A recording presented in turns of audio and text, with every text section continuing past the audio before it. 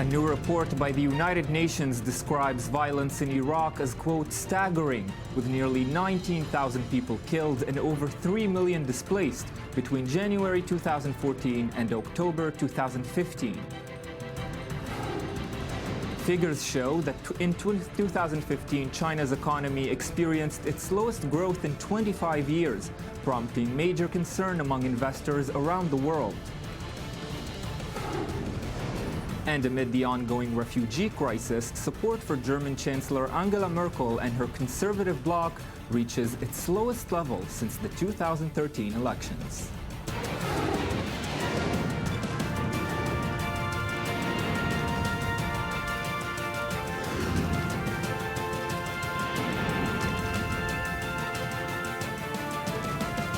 Good evening and welcome to the news today. We are live from the Jaffa Port. Our top story tonight, new data by the United Nations points to, quote, staggering levels of violence in Iraq. Close to 19,000 people were killed between January 2014 and October 2015, and more than 3.2 million people have been displaced. The report accuses the Islamic State of systematic violence. I-24 News defense correspondent Ayman Sikseck has the details. A new report released by the UN Tuesday paints a grim, if somewhat incomplete picture of the ongoing strife in Iraq, a country being torn apart by sectarian violence. The report states that more than 18,800 civilians were killed and over 36,000 wounded in the 22-month period between January 2014 and October 2015. More than 3.2 million have been displaced. The figures are based on testimonies taken from victims, survivors, and witnesses, and documents atrocities committed by the various elements engaged in violence in Iraq. The report focuses heavily on the Islamic State terror group and the radical methods it has employed, including public executions, the abduction and indoctrination of children, as well as sexual enslavement. We turned off the lights and the heat, and we kept the children silent in order not to be noticed by them. They forced many families to live with them to Juwayba. They loaded people in pickup trucks without clothes and without anything. The UN says 3,500 people, mainly women and children, are currently being held as IS slaves. I told them that we wanted to stay here, even if we die here. They started to fire into the air, and they told us if we stayed, they would shoot us both dead. And then they brought vehicles and forced us in. The UN admits the real numbers behind the violence may be significantly higher, as many areas of Iraq are too dangerous for UN and NGO personnel to enter. The report also notes atrocities committed by Iraqi security services and various allied militia, as well as Kurdish forces.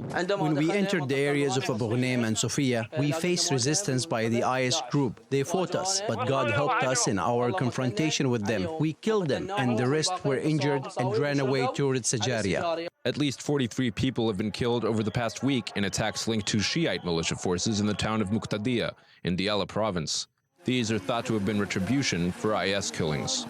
Such attacks have become all too common in recent years. The sectarian cycle of violence is the major challenge facing the government in Baghdad as it attempts to hold the Iraqi state together. Yes, and now for more on this story, I'm joined via Skype from Geneva in Switzerland by Ravina Shamdasani, a UN human rights official who was involved in compiling the Iraq report. Good evening. Thank you for being with us tonight. Good evening. Thank you. Can you tell us, given the conditions on the ground in Iraq, explain a little bit about the methodology you used to compile the report? No, in fact, that's a good question because we were severely hampered by the security situation. We were not able to access areas where there was ongoing armed conflict, nor were we able to access ISIL-occupied areas. However, we did manage to do more than 1,700 interviews with internally displaced people who had fled the areas of active conflict and fled ISIL-occupied areas, to hear what they witnessed and what they experienced firsthand.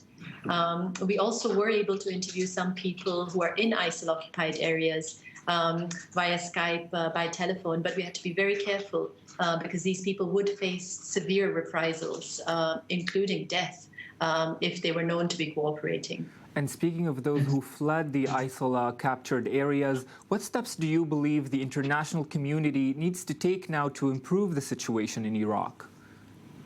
It is very important that these people who are internally displaced have the security that they need and have the access to humanitarian aid that they need. The death toll that we have captured in this report only refers to people who died as a result of direct violence.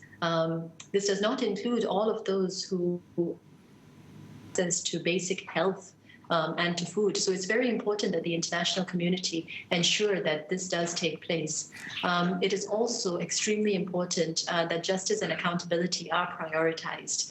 And in this regard, we have called on Iraq to accede to the Rome Statute of the International Criminal Court so that the court will be engaged in handling some of the very serious international crimes that are being committed in the country. And if we try to estimate the possible consequences of this report, do you expect that the situation in Iraq could get better anytime soon, or is this trend in Iraq only expected to worsen? Well, it's difficult to speculate, of course, about what's coming next, but we do hope that this report, given all the horrors that it has captured, it will encourage the international community to stand up and pay attention, to really be focused on the situation in Iraq, which seems to have all but disappeared from the headlines. And given what a dire situation it is, that is quite shocking. So we hope that this will lead to some concrete action to improve the situation of civilians on the ground. Concrete action, definitely something we need to see on the ground there. Ravina Shamdasani joining us from Geneva. Thank you very much for this talk. And with me in the studio tonight are Amir Oren, defense and government analyst for Haaretz. Good evening. Ali Waqid, senior Middle East analyst. Good evening. And our defense correspondent, Shai Ben-Ari. Good evening, Shai. Amir, the UN said, and I quote, that the Islamic State in some instances committed acts that amount to war crimes and crimes against humanity. My first impression was big surprise. Yes, what else is new? Now, you remember the biblical Sodom and Gomorrah, which epitomize mayhem and injustice. In Iraq, it's either Saddam Hussein or Gomorrah, the equivalent of what happens in gang wars in Sicily or Naples or other places. 100 years ago or so, the state of Iraq was created by the British during the downfall of the Ottoman Empire. They took it out of Mesopotamia and created some artificial entity. 100 years passed, and we see the disintegration of Iraq being brought about by this group, ISIS. So either you have a dictator like Saddam, forcing his will in very lethal methods, by murderous methods which were not any more benevolent than what ISIS is doing, or you have this anarchy with the Iranians doing what they want. Baghdad, the capital, counts for 1/2 of those casualties that the UN has counted. Now, of course, the American intervention in 2003 had a lot to do with it. But in order for the intervention and later the surge of forces to be there, the American people democratically had to support their president in putting their troops there. And the Americans do not want to be there. Therefore, they withdrew, and what you see here is what happens when there is foreign intervention, and then this intervention goes away, and you are left with the debris to pick up. And speaking of foreign intervention, Ali, just yesterday we discussed the Islamic State acts in Syria against the forces of the regime, that they're still making headway despite U.S.-led coalition strikes and Russian airstrikes. It seems that this isn't really stopping them. Will a UN report manage to do it? No, the answer is no, Ayman. I don't want to be the lawyer of the Islamic State, but in the report there were other groups that were mentioned for committing atrocities in Iraq. The Kurdish Peshmerga, the Shiite militias, the paramilitary groups that are supported by the Iraqi government. This is why when you asked the lady from Geneva, and she says that they asked the Iraqis to promote an intervention of the international court. I'm not sure that this is in the benefit of the Iraqi government to try to get the court involved, because real investigation will find that senior officials of the Iraqi government were deeply involved in leading the paramilitias groups that make atrocities in the Anbar province, in Fallujah, and elsewhere. It is true that the report is focusing on the Islamic State. It is true also also that the Islamic State is committing most of the atrocities, but they are not the only one that are using these methods. Shai, what do we learn from this report? Let's try to maybe pick it up one more time that we didn't know before. Yeah, I would say it really sums up the situation up till now over the past 2 years or so. The descent into chaos after the real surging forward of the Islamic State following the capture of Fallujah in January 2014. It's a sort of state of the union or the disunion, as you could put it. But it's important to note that there is some progress actually being made, at least in terms of the fight against the Islamic State itself. When you talk about the sectarian violence in general, I think that's going to be there to stay. But when you talk about the state of the Islamic State, you see some progress. We have, of course, the retaking of Ramadi in the past few weeks. Before that, the fall of Sinjar in northern Iraq. And it is true, even without Ramadi, the Americans were speaking of Islamic State losing 40% of its territory in Iraq, while in Syria it's still making some progress in certain areas. So we have a very complex situation. And in fact, General David Petraeus, who was the commander of American forces in Iraq, and it was really the architect of that successful counterterrorism strategy in 2007 and 2008, he says that in terms of keeping the Iraqi state together, it is doable in his eyes. It is a more optimistic scenario than the one you have in Syria, which is altogether perhaps more hopeless. But you do have a certain establishment which has been put in place, the Iraqi government, which realizes that it has to work with the more moderate elements. We're talking about a Shiite dominated Iraqi government with some backing from Iran, of course, but there is an understanding there that they have to work with the more moderate elements, both in the Shiite camp and the Sunni camp, to work against people like Islamic State and the more extremist elements in the Shiite camp. And speaking of extremist elements, where does Iran fit into all of this story? Well, Iran is calling the shots right now. Earlier, it used to control mostly the south, around the Basra area. This is, by the way, the one part of the country where the British, rather than the Americans, used to be after the downfall of Saddam Hussein. They withdrew, and then the Iranians came in. Of course, there are all of the old militias, the Badr and the others. But mostly because Iraq is split between Sunnis, Shiites, and Kurds, and the Kurds have their autonomy up north, the Shiites, supported by Iran, are calling the shots in Baghdad. And of course, the Sunnis don't like it. There is no way of nation building without some political framework, and you can't have these groups reaching an accord. It reminds one of what happened in Lebanon during the civil war. You had so many conflicting interests and personalities. There are egos involved. Even when you come down from the generalities into the certain politicians involved, you see that compromise is hopeless. Maybe Vladimir Putin could put some order in there. Well, before we go to Russia, Ali, the UN Special Representative for Iraq, said today that he calls on the Iraqi government to use all means to ensure law and order and to ensure the voluntary return of the internally displaced people in Iraq. Any hope of that happening, considering the state of the Iraqi government at this time? Yeah, if we are talking about the Iraqi government, there is a hope if it depends on the Abadi, because Abadi is not the strongest person in the Iraqi government. You know, there is the official government led by Abadi, and there is the behind government led by Nouri al-Maliki, a very sectarian government that is leading a very sectarian policy against the Sunnite, while Abadi wants to see the Sunnite community integrated in the Iraqi society. This is why they gave the Sunnite tribes more weight than they ever had in the fight against the Islamic State in the region of Ramadi and in the province of Salah ad-Din. And I think that this is the key: getting back the displaced person, getting back the Sunnite communities to their places, and it's need a clear political say from the Iraqi government that the Sunnite community is part of the Iraqi society. Displaced persons should get back and should feel safe. It's not enough to bring them back, because it is easy. Now, to guarantee their safety, it is the bigger challenge that will face the Iraqi government. It seems that with the international pressure, with the involvement of the growing involvement of the international community, specifically the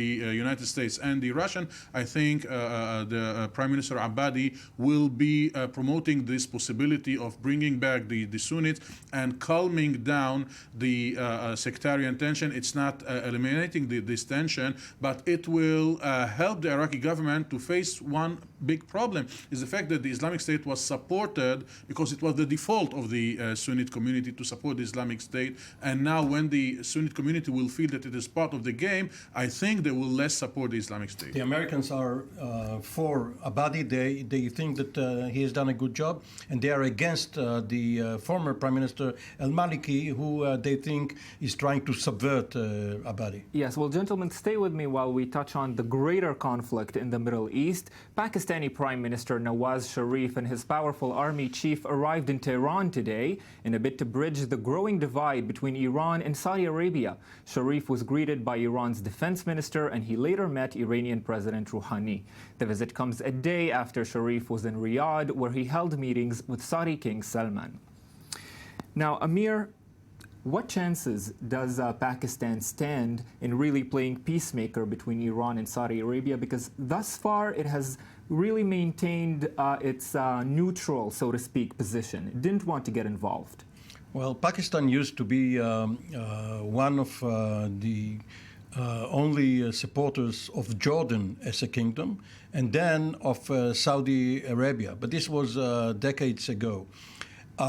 Pakistan's main threat is, of course, India, and its foreign policy is derived from what it sees as the various alliances it can create or participate in vis-à-vis India. So when India was tied to the Soviet Union, Pakistan was with the United States. Later, Pakistan was with China against India. Pakistan is not powerful enough to mediate between others. It wants to be on everyone's good side, including Israel. There were some secret ties between Israel and Pakistan in years past, mostly in the United Nations. Well, I'm happy you're mentioning Israel because we're moving slightly closer as you're staying with me still in the studio. It's a big question. Is Lebanon's 20-month-old political crisis nearing its end? The chances appear to be good, after Michel Aoun received the backing of political rival Samir Jaja. But Aoun still needs wider backing before he can secure the presidency, as Eli Hohenberg, diplomatic correspondent for the News Today, reports. After no less than 34 failed attempts, Lebanon might finally be able to elect a president, as once again politics proves that everything, really everything, can happen. The Christian Lebanese politician Samir Jaja dropped a political bombshell when he announced his support for his longtime rival Michel Aoun's run for presidency, a position which has been vacant for 20 months now, leaving the entire Lebanese political system paralyzed. I announced today, after a long process of study and deliberation and discussion with the executive body of the Lebanese forces, the nomination of General Michel Aoun as a candidate for the presidency. The Jaja-Aoun battle dates back to the 1975 Civil War, when they fought on opposite sides, and ever since they remained bitter adversaries. I hope the election process goes smoothly, and once it happens, I will lend my support to all Lebanese. Even in the midst of the deepest rivalries in the past, we were not malicious, and it's more important to act responsibly. This rare and unexpected showcase of unity might finally break the political deadlock in Lebanon, but challenges are still ahead. In the country, which consists of many sectarian factions, the presidency is reserved to a Maronite Christian, but the 80-year-old Aoun will have to secure the even wider backing of Muslim parties in parliament in order to become president. Jaja's political U-turn, however, goes beyond Lebanese borders to the larger sectarian battle being waged across the Middle East. Aoun is a part of the March 8 alliance together with Iranian-backed Hezbollah, whereas Jaja comes from the March 14 alliance led by Sunni factions backed by Saudi Arabia. Even in the ever-evolving region, such a shift of gravity might have a ripple effect, namely on the most flammable proxy war in Syria. Yes, and joining myself and Amir Oren in the studio now is Eli Hohenberg, diplomatic correspondent for the News Today. Good evening, Eli. Good evening, Ayman. Good evening, Ayman. Before we continue our discussion, I want to join to this conversation Tom Harb from Orlando in the United States, chairman of the American Middle East Coalition for Democracy. Mr. Harb, good evening. Thank you for being with us. Good evening. Mr. Harb, can you tell us how is the political establishment in Lebanon responding to Samir Jaja's support of Michel Aoun? Because it was, in fact, very surprising. It was really very surprising, and the establishment are agreeing to what's going on, kind of. However, the new movement among the remaining of the population are in disagreement, and they believe this is a reckless behavior based on a personal political calculations by the two leaders rather than based on national interest. And those two leaders fought back in the 80s and the 90s big time. And however, they were united against Syria back then. Later on, they were united when the diaspora worked on the UN Resolution 1559 to get Syria out of Lebanon and disarm Hezbollah. Later on, General Aoun had gone and built an understanding with Hezbollah. So Dr. Jaja opposed such an alliance. So today, both of them are in the same agreement, and General Aoun had not broke the alliance with Hezbollah, the understanding with Hezbollah. Therefore, it's a retreat by Dr. Jaja. It's bad, and we believe the Iranian influence at this time are stepping into these weak leaders in the Middle East, and in this particular case in Lebanon, to take advantage. However, this advantage they are taking is going to be temporary. That will be based on the international shift in the election here in the United States in November 2016. Yes, that's a very good point to end with. Tom Harb joining us from Orlando, Florida. Thank you very much for that.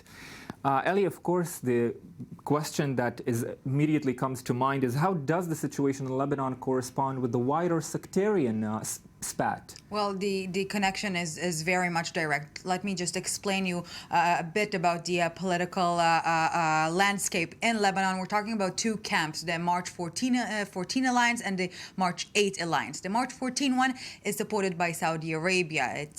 It is headed by current Prime Minister Said al-Hariri, and Jaja is a part of this alliance. The second one is supported by Iran, obviously the bitter rival of Saudi Arabia, and Michel Aoun is in this alliance. Now, Hariri himself wanted to support a different Christian candidate because, as said in the report, the president must be Christian in the the sectarian mix in Lebanon. He wanted to support a different one, and what Jaja did is really changed the entire situation, because this support means that the March 14 alliance is now falling into pieces, and the Iranian influence in Lebanon, and as a direct cause from that in the region, namely in Syria, is increasing. Amir Oren, would you agree to what Tom Harb said, that this is a retreat by Samir Jaja to support Michel Aoun? It's not really a retreat so much as this is a retreat. This is retro or vintage Lebanon in the late 80s. One is speechless seeing the emotional kisses being exchanged by these two rivals and killers, one may say. Samir Jaja was part and parcel of the Sabra and Shatila massacre, exactly. And Michel Aoun was Iraq's man. Of course, Iraq being anti-Syria, but Michel Aoun in the late 80s was Iraq's man in Syria. He was the only holdout from the Taif agreement, which called for dismantling all of the armed militias, and these two have taken part in many shenanigans, and of course, as two old politicos, now they have an alliance. If you want to bet in one of Lebanon's casinos on the durability of this alliance, you're invited to. If Hezbollah is not in support of this, it will not hold for long. Well, let's talk about Iran a little bit more. In his first public statement since the implementation of the nuclear agreement, Iran's supreme leader welcomed the lifting of international sanctions, but warned that Tehran should remain suspicious of its old enemy, the United States. It comes as Iran's central bank chief announced that the country will receive $32 billion of unfrozen assets after sanctions were lifted over its nuclear program. Ellie, what comes to mind to me right now is that the United States also said that we shouldn't trust Iran so quickly. We have 15 years to monitor its actions, and now Iran is saying the same. If it's not a relationship of trust, what kind of relationship is it? Well, it's only the beginning of their relationship. There's definitely a whole lot of diplomatic will on both sides to put these relations on the right track, but it will take time. But meanwhile, Iran is also trying to establish its position here in the Middle East. And we received this evening an announcement by the Iranian news agency that the deputy foreign minister, that was a key negotiator in the nuclear agreements, will arrive in Jeddah, Saudi Arabia, to join a discussion about the rising spat between Iran and Saudi Arabia. This is definitely some serious piece of news. It will be very interesting to see how he will be welcomed there, especially because this meeting was summoned by the Saudi Foreign Minister Al-Jubair. So again, a very complex situation as the Iranian Deputy Foreign Minister is coming to Saudi Arabia to solve the spat due to what happened in the Saudi embassy in Tehran. On one level, there is a meeting of minds between John Kerry and Jawad Zarif, much more so than the two of them are close to the hardliners in both camps. But one should remember that this is a period of transition. In the United States, it's a presidential election year. A year from tomorrow, you will have a new occupant in the White House. This will be the inaugural. And in Iran, Khamenei is very ill. No one outside of Tehran or outside of his close circles knows for sure what his exact health situation is, but he is also on his way out. And the new leadership that will emerge, both in Washington and Tehran, will have to pick up from where Obama and Khamenei left off. Well, Amir, we're continuing on our journey across the Middle East, the war-torn Middle East, with Libya.